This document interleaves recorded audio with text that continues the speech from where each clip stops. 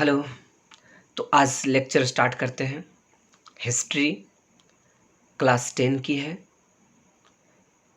Topic first चल रहा है यूरोप में राष्ट्रवाद और लेक्चर नंबर 4। ठीक है, तो आज का टॉपिक है उदारवादी राष्ट्रवाद। उदारवादी को इंग्लिश में कहा जाता है लिबरल या लिबरलाइजेशन। राष्ट्रवाद नेशनलिज्म। तो लिबरल नेशनलिज्म है क्या पहले, और इसके अंतर्गत हमें पढ़ाई करनी है नागरिक एवं राजनीति उदारवाद। यानी इसमें सिविल लोगों को क्या है, नागरिकों को क्या है, और राजनीतिक उदारवाद क्या है, ये दोनों पार्ट्स हम लोग को देखनी है आज। ठीक है, तो हम लोग क्लास स्टार्ट कर रहे हैं। ध्यान दीजिए, कहा यह जा रहा है कि उदारवाद शब्द, उदारवाद को एक बार फिर से अच्छे समझिए। उदारवाद दो भाग में है। उदारवाद को हम लोग कैटेगरी बांटे, डिवाइड किए। उदारवाद कहाँ से आया, डेवलपमेंट कैसे होगा। तो एक गुस्सावाद कह सकते हैं और एक शांतवाद। यानी कि अगर दिमाग से काम अगर ना लिया गया हो तो वो गुस्सावाद कहलाया, यानी उग्रवाद कहलाया। सोची समझी बातों को समझ करके शिक्षित वर्ग के लोग अगर वो काम करते हैं स्थिर दिमाग से, तभी से हम कहेंगे उदारवाद। तो एक था उग्रवाद और दूसरा ये पार्ट उदारवाद। इसमें लड़ाई करने की बात नहीं है, जबरन कोई बात नहीं। ठीक है, तो उदारवाद शब्द, स्टॉप। उदारवाद शब्द की व्युत्पत्ति यानी इसका निर्माण लैटिन भाषा से हुई। लैटिन मीन्स प्राचीन भाषा। इसके पीछे थोड़ी कहानी है, इसको भी हम लोग चर्चा करते जाते हैं।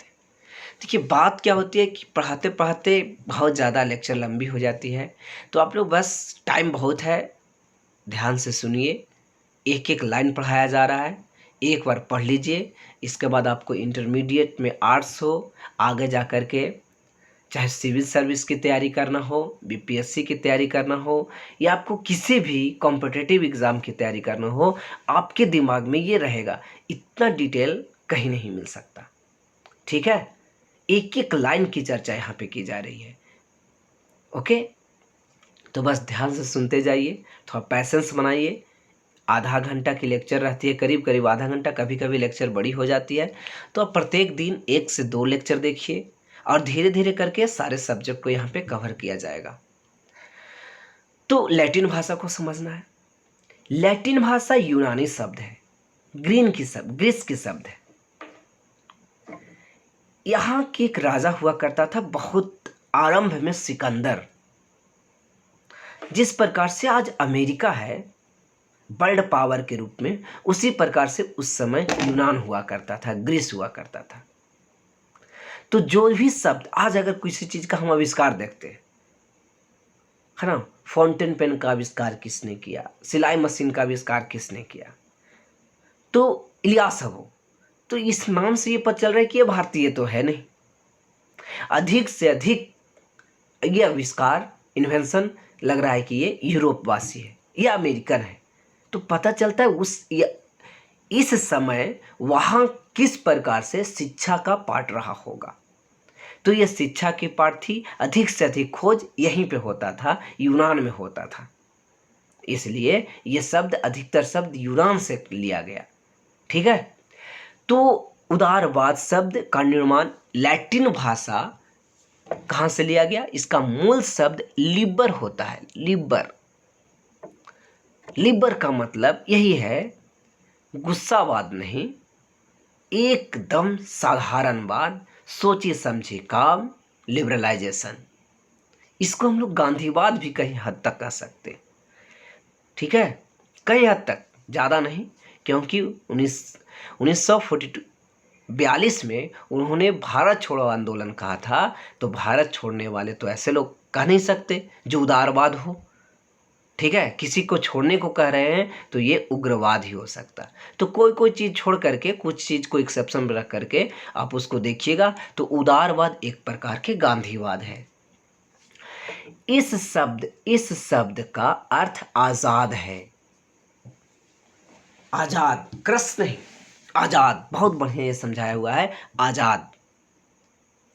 तो किसी चीज़ कहलवाने के लिए इसको हम जोर जबरदस्ती नहीं कर सकते, ऐसा दिमाग में इसको भरा जा सकता है और ये स्वेच्छा से कुछ भी कहने को तैयार हो जाए तो ये हो गया उदारवादी। और राष्ट्रवाद पनपाना ये तो फिर उस शिक्षित वर्ग के हाथ में होगा। तो ये आज़ाद हैं, ये अपना मन से काम करेंगे। उदारवादी व्यक्ति की स्वतंत्रता और कानून के समक्ष समानता पर बल देखिए, उदारवादी जो व्यक्तित्व, उदारवादी व्यक्तित्व के लोग स्वतंत्रता और कानून के समक्ष समानता पर बल देते थे। क्या क्या चीज बल देने नहीं, बल देते थे स्वतंत्र, अधिक लोग यहाँ स्वतंत्र है, किसी के वो कटघरे में नहीं है, और जो कानून कहेगा वही होगा। आज हमारी संस्कृति यही कहती है कि हम लोग भी उदारवाद हैं, लेकिन किसी जगह पे जैसे हम लोग नॉर्थ कोरिया की बात कर ले तो वहाँ पे उदारवाद नहीं, वहाँ की संस्कृति कह सकते हैं कि उग्रवाद है। ठीक है, सरकार के विषय में इनकी मान्यता यह थी कि आम लोग यानी साधारण लोग की सहमति से बने, यानी कि सरकार के विषय मतलब नियम कानून जैसे बने, और ऐसे नियम कानून बने जो सबके बराबर हो और ये आम सहमति से हो, आम जनता भी इस बात को मानने को तैयार हो, वही कानून बने, ये नहीं कि राजशाही। फ्रांस की क्रांति के बाद उदारवादियों ने निरंकुश राजशाही, कुलीनों और पादरी वर्ग के विशेषाधिकार को समाप्त करने की मांग की। ये लोग, उदार का मतलब यही आज़ाद, तो ये आज़ादी की मांग करने लगे कि हमें ऐसा निरंकुश राजतंत्र नहीं चाहिए, हमें क्या चाहिए, संविधान चाहिए। संविधान मतलब आम लोगों को, संविधान का डिफिनेशन अगर देखें तो बहुत साधारण है, किसी भी देश को अच्छे पूर्वक चलाने के लिए या किसी भी देश को चलाने के लिए जो लिखित या अलिखित दस्तावेज होती है उसे संविधान कहते हैं। और ये संविधान प्रतिनिधि सरकार के स्थापना पर बल देते हैं। ठीक है, ये राजतंत्र पर नहीं, ये सरकार का निर्माण करे, संविधान बनाए, प्रतिनिधि की स्थापना हो, प्रतिनिधि चुन करके आए। ठीक है, ये चुन करके आए, प्रतिनिधि मतलब चुन करके आए, राजा का बेटा राजा, ऐसा नहीं चलेगा, राजतंत्र नहीं है, लोकतंत्र के चाहते थे। कौन? उदारवाद के लोग। निजी संपत्ति की सुरक्षा, निजी संपत्ति जो अपना संपत्ति है इसकी सुरक्षा के अधिकार की मांग करते थे। यानी अगर ये जमीन हमारी है, अगर इस वर्ष खेती नहीं हुई तो हम उतना ज्यादा टैक्स लगा नहीं दे सकते, तो ये हमारा अधिकार है। निजी संपत्ति पर यह अपना अधिकार होना चाहिए। लेकिन उस समय भी निजी संपत्ति थी, लेकिन निजी संपत्ति पर अधिकार नहीं था, निजी संपत्ति पर राजाओं का अधिकार था। वो जो कहते थे वही होता था। राजाओं सामंतों को दे देते थे और सामंत उससे किसी प्रकार से पैसा की वसूल कर लेता था, या फसल हो तो भी और नहीं हो तो भी। ठीक है, तो यहाँ पे बस ये बात समझने की है कि निजी संपत्ति की सुरक्षा के अधिकार की मांग करते थे। निजी संपत्ति पर मेरा पूरा स्वामित्व हो, अगर फसल हो तो भी ठीक, नहीं हो हम अपना खाएंगे। ठीक है, इस आधार पर फ्रांस में सिर्फ धनी व्यक्तियों को ही मताधिकार दिया गया। यहाँ भी थोड़ी डिमेरिट है। इसी आधार पर फ्रांस में सिर्फ धनी व्यक्तियों को ही मताधिकार दिया गया, मत देने का अधिकार दिया गया। महिलाओं को ही मताधिकार से लंबे समय तक वंचित रखा गया। ठीक है, यहाँ पे क्या है, मध्यम वर्ग धीरे धीरे ऊपर आने लगा, वहीं से उदारवाद भी हुआ। लेकिन ये लोग भी आज के डेट में भी अभी ये चल रहा है। ठीक है, उदारवादी साम्राज्य हमारी है, लेकिन हम लोग उदारवाद नहीं, मध्यम वर्गों के हाथ में आज भी पूरा का पूरा सत्ता है। ठीक है, तो इसमें अधिक से अधिक मताधिकार, जो प्रतिनिधि है, सरकार का प्रतिनिधि होंगे, संविधान बनाएंगे, नियम कानून बनाएंगे, ये कौन लोग होंगे? धनी लोग होंगे। महिलाओं को भी इस अधिकार से बहुत दिन तक वंचित रहा गया, लेकिन कुछ दिनों के बाद महिलाओं को भी उसमें अंतर्विष्ट कर लिया गया। अतः सैद्धांतिक रूप सिद्धांत क्या कहता है? भले ही उदारवादियों ने समानता पर बल दिया, परंतु व्यवहार में इसे लागू नहीं किया। जैसे हम लोग कहते हैं कि पुलिस जो है यह हमारी सुरक्षा में है, लेकिन पुलिस को जैसे ही हम लोग देखते हैं तो उससे कट लेते हैं, उससे दूर चले जाते हैं कि कहीं ना कुछ गलती में हम फंस जाए और हमें पर ये काम हो, मुकदमा चलाया जाए, ये हो वो हो, लेकिन वो तो है मेरे लिए। तो ये कहता है कि वो मेरे लिए जरूर है, कुछ काम भी करता है।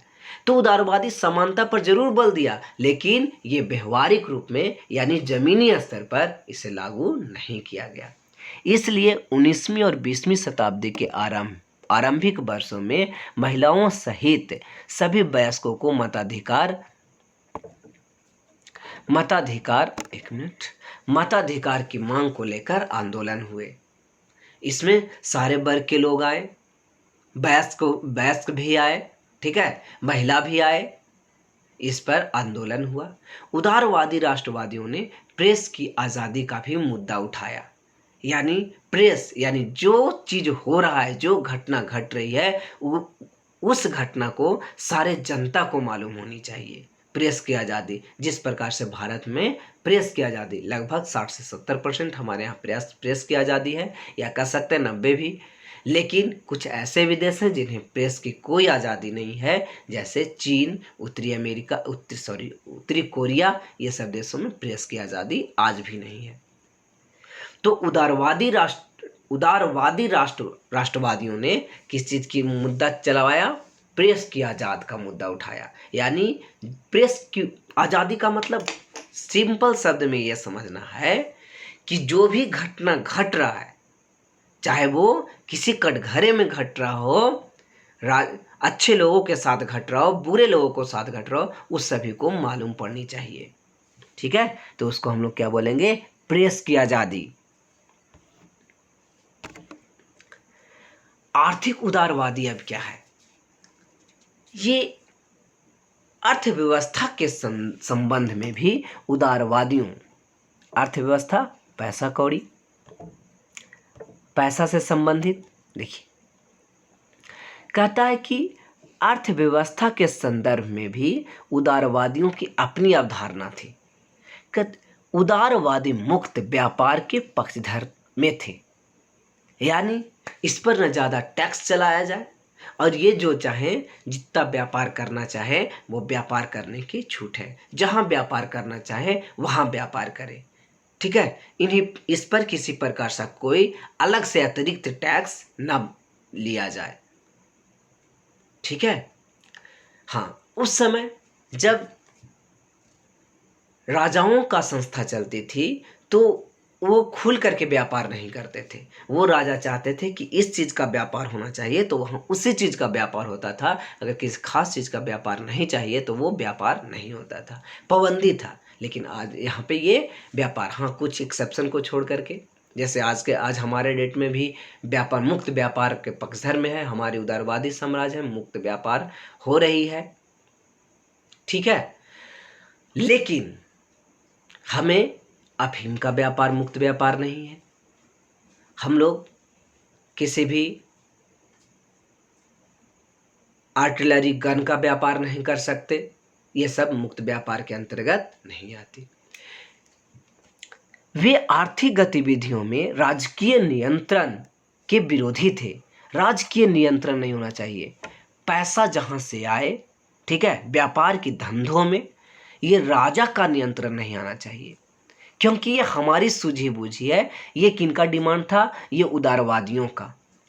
वे चाहते थे कि बाजार सरकारी नियंत्रण से भी मुक्त हो तथा बिना राजकीय हस्तक्षेप अथवा नियंत्रण के पूंजी का आगमन हो, है ना। यानी राजा या फिर सरकारी हस्तक्षेप, सरकार के जो लोग हैं चुन करके आए, उनसे भी हमें मुक्त कर दिया जाए और हमें खुला व्यापार करने की पूर्ण आज़ादी हो। ठीक है, अधिक से अधिक पैसा कमाने के। मध्यम वर्ग ने सशक्त रूप से इस मांग को रखा। इसका प्रमुख कारण यह था कि राजकीय नियंत्रण में व्यापारियों को घाटा होता था। उदाहरण के लिए देखिए, इसका मुख्य कारण क्या था कि राजकीय नियंत्रण का मीनिंग ये समझना है कि वहाँ सरकार बनने में ये लोग तो व्यापार पर ध्यान देते थे, ये लोग सरकार बनाने पर उतना ध्यान नहीं देते थे कि हमारे ही पार्टी का ये सरकार हो, हमारे लिए ही संविधान लिखा जाए, इस प्रकार से हमें बेनिफिट हो। तो इसमें अधिक से अधिक व्यापारियों को बहुत घाटा होता था। उदाहरण के तौर पर एक बहुत बढ़िया एग्जाम्पल दिया गया है, इस एग्जाम्पल को देखेंगे। नेपोलियन द्वारा स्थापित जर्मन महासंघ में, किसके द्वारा? नेपोलियन बोनापार्ट द्वारा। प्रत्येक राज्य की अपनी मुद्रा थी, नाप तौल की प्रणाली भी अलग अलग थी, प्रत्येक राज्य का सीमा शुल्क अलग अलग दरों में वसूला जाता था। यह परिस्थिति बाजार वाणिज्य के विकास में अवरोध थी। अतः मध्यम वर्ग, जिसके अंतर्गत वाणिज्यिक वर्ग भी था, एक ऐसे एकीकृत क्षेत्र की मांग कर रहा था जहां, देखिए क्या यहां पे समझने कि नेपोलियन बोनापार्ट के समय ही इन्होंने एक नियम कानून ये बनाया जर्मनी महासंघ में कि प्रत्येक राज्य की अलग अलग मुद्रा हो, डेट मीन्स आज भी है, नाप तौल की प्रणाली भी अलग अलग हो, यहाँ 1 किलो तो वहाँ उतना ही फल 2 किलो हो रहा है, ठीक है। तो इस प्रकार, लेकिन यह हमारी आज की प्रणाली नहीं है, बस हम लोग अलग से कन्वर्ट कर देते हैं कि हमारे यहाँ पाउंड चलता है तो कहीं किलोग्राम चलता है तो कहीं कुछ चलता है, लेकिन कहीं ग्राम में ही सिर्फ चलता है। तो तो नाप तौल प्रणाली अलग अलग थी, जैसा कि आज नहीं है। प्रत्येक सीमा शुल्क, आज सीमा शुल्क भी लिया जा रहा है, अलग अलग दरों में वसूला जा रहा है। किसी अगर अमीर जगह का, जहाँ का आर्थिक स्थिति ज़्यादा होता था, वहाँ बाजार व्यापार वाणिज्य खिले रहते थे, वहाँ प्रवेश करने में, व्यापार करने में वहाँ शुल्क ज़्यादा लगता था। और आज के डेट में भी ऐसा है, जैसे हम लोग अमेरिका जाते हैं तो वहाँ कुछ ज़्यादा लगता है, लेकिन अगर वही गरीब कोई कंट्री में जाते हैं तो वहाँ हमें कम टैक्स चुकाना पड़ता है। यह परिस्थिति व्यापार वाणिज्य के विकास में बहुत अवरोध था। अलग अलग दर से वसूला जाना, कहीं अच्छे जगह पे कम वसूला जाना, खराब जगह पे ज़्यादा वसूला जाना, ये सब अच्छा नहीं था, व्यापार में अड़ोड़ा उत्पन्न कर रहा था।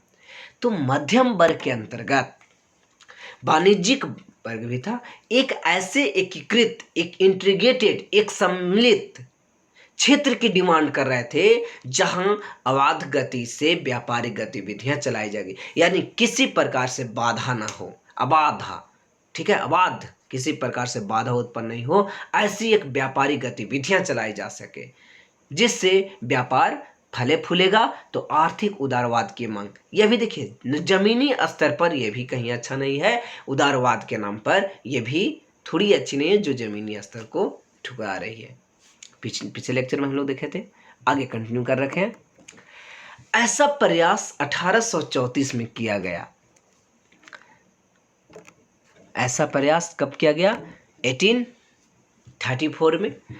प्रसा एक देश देखे थे। प्रसा ने एक शुल्क संघ जॉबराइन की स्थापना की, शुल्क संघ बनाया। प्रसा ने एक ऐसा शुल्क संघ बनाया पैसा कलेक्ट करने के लिए, जिसका नाम दिया जॉलब्राइन की स्थापना की। इसमें जर्मनी महासंघ के सभी राज्य सम्मिलित थे। जर्मनी महासंघ के इसमें सारे राज्य सम्मिलित थे, एकीकृत थे। इसके महत्व पर प्रकाश डालते हुए जर्मन अर्थशास्त्री, जर्मनी के एक महान अर्थशास्त्री थे जिनका नाम फ्राइडरिख लिस्ट, पूरा नाम क्या है? फ्राइडरिख लिस्ट ने लिखा, जबल बेराइन का लक्ष्य जर्मनी लोगों को आर्थिक रूप से एक राष्ट्र में बांध देना है। जर्मन लोग यह समझ गए कि एक मुक्त आर्थिक व्यवस्था ही राष्ट्रीय भावनाओं के उत्पन्न होने का एकमात्र जरिया है। इस संघ की स्थापना का जर्मन राज्यों की अर्थव्यवस्था पर आसानी प्रभाव पड़ा। यानी देखिए, कहता है कि जो एक जोल्बराइन की स्थापना हुई, यहाँ पे वो सम्मिलित हुए जो जर्मनी महासंघ के थे। ठीक है, तो वहाँ के जर्मनी के एक अर्थशास्त्री, इसका नाम क्या है, फ्राइडरिख लिस्ट। फ्राइडरिख लिस्ट ने कहा कि इसका जो लक्ष्य है ये जर्मन लोगों को आर्थिक रूप से एकीकृत करना, एकदम राष्ट्र के लिए बांध करके रखना, यहाँ पे कोई लोग गरीब नहीं हो, एक जैसे लोग यहाँ पे हो। ठीक है, तो एक ऐसा मार्ग प्रशस्त किया, एक ऐसा मार्ग ढूंढा जाने लगा। यहाँ तक बहुत हद तक ये आशानुकूल भी हुआ। व्यापारी पूरे क्षेत्र में अनावश्यक शुल्क देने से बच गए। यानी अनावश्यक, अब किसी भी व्यापारियों पर अनावश्यक शुल्क नहीं लग रहा। प्रचलित मुद्रा की संख्या घटाकर सिर्फ 2 कर दी गई, यानी 2 ही प्रकार की मुद्रा कर दी गई। संपूर्ण महासंघ में यातायात के साधनों का विकास हुआ। यातायात का साधन यानी कि आर्थिक स्थिति को और ऊपर उठाएगा, अर्थात हम कह सकते हैं कि व्यापार वाणिज्य को और बढ़ाएगा। रेलवे लाइन का प्रसार से गतिशीलता और बढ़ गई, यानी व्यापार अब फलता फूलता नजर आ रहा है। इस प्रकार जोल्बेराइन ने आर्थिक हितों की सुरक्षा का राष्ट्रीय एकीकरण को बढ़ावा दिया। यानी जो जोल्बेराइन जो बनाया गया, एक संस्था जो बनाई गई, यहाँ पे क्या किया गया कि आर्थिक दृष्टिकोण से जितना भी लाभ हो उस प्रकार का लाभ उन व्यापारियों को दिया जाए, और उन व्यापारियों को ये लाभ दिया गया जिससे एक प्रकार के यहाँ पे आर्थिक रूप से भी राष्ट्र को एकीकृत करने का काम मिला, बहुत हद तक सफल भी रहा।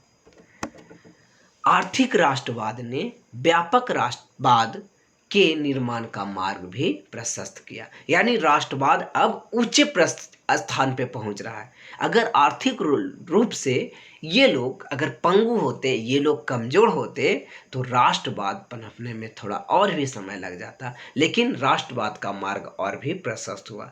अब लोगों को लगने लगा कि एक सीमा के अंदर रह करके ही हम इतना मुक्त रूप से व्यापार कर पा रहे हैं, इतना सुसज्जित रूप से व्यापार कर रहे हैं जिसमें हमें अधिक मुनाफा हो। अगर ये एक संस्था बनती नहीं, कई टुकड़ों में बटा हुआ रहता, एक राज्य से दूसरे राज्य में हमें जब जाना होता तो उसके अधीन, उसके कानून के अनुसार हमें चलना होता, उसमें हमें अधिक टैक्स देना होता।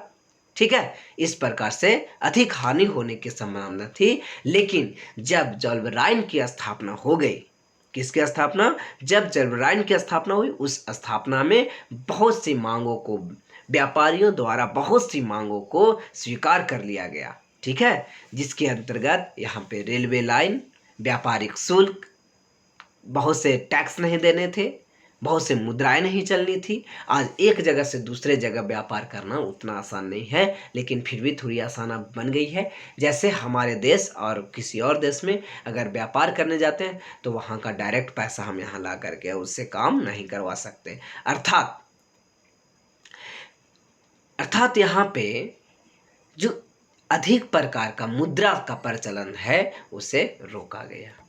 आगे का लेक्चर कंटिन्यू करते हैं। ठीक है, अगर हम पूरा कंटिन्यू देखते हैं तो राष्ट्रवाद के विकास में, किसके विकास में, राष्ट्रवाद के अगर हम लोग डेवलपमेंट देखें तो राष्ट्रवाद के डेवलपमेंट में अगर ये देख सकते किन किन लोगों को, तो पहले उदारवाद सबसे अहम रहा। उसके बाद क्या रहा, आर्थिक दृष्टिकोण से व्यापारिक वर्ग को पहले सुसज्जित करवाया गया, उन्हें उनकी मांग को पूरा करवाया गया। जिस प्रकार से राजा उन पर बहुत से टैक्स लगाया करते थे, उस टैक्स से छूट दिया गया। अलग अलग राज्य में बहुत से मुद्राएं चलती थी, वो मुद्राएं को बंद करवा दिया गया, सिर्फ 2 ही प्रकार का मुद्रा बनवाया गया। ये सब एक संहिता जोल्बेराइन के अंतर्गत किया गया, जोल्बेराइन संस्था के अंतर्गत किया गया। ओके,